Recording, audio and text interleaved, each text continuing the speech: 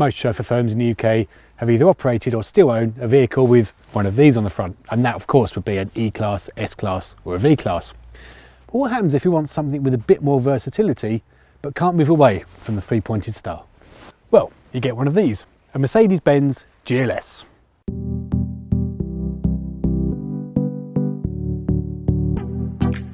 Four by fours within the chauffeur market are a grey area.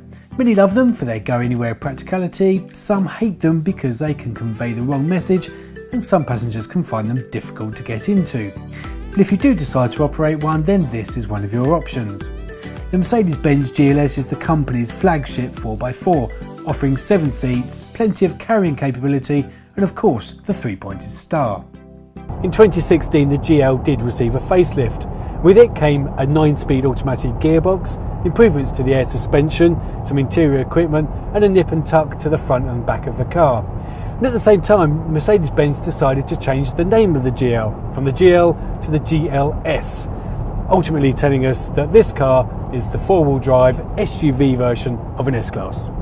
But that's where the similarity to the S-Class ends.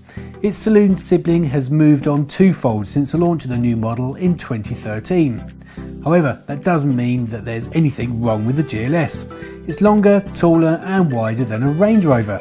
Therefore, it's heavier, making the GLS a huge lump of vehicle to navigate around city environments. With most new luxury cars on the market these days, everything inside is touchscreen. You can't really get away from it now. So when you get inside this GL, you suddenly realise that, well, nothing is touchscreen. It's all very functional and, well, buttony. That's not necessarily a bad thing because there's people that like that. But when you look at these array of buttons, switches and levers on the dashboard of the GL, it does feel a little bit dated. For passengers, they get a good quality interior and plenty of space. And although it doesn't feel bang up to date, it's still a pleasant car to be in. For such a big car, stats are relatively reasonable, with a 3-litre V6 diesel engine returning around 35 miles to the gallon. But I'm not sure it can be considered as a well-equipped chauffeur car due to the lack of attention to detail for rear passengers. After all, the GLS is ultimately a family-orientated car and hasn't been designed for chauffeuring duties. However, if you live in an area prone to adverse weather, it's certainly a great backup vehicle.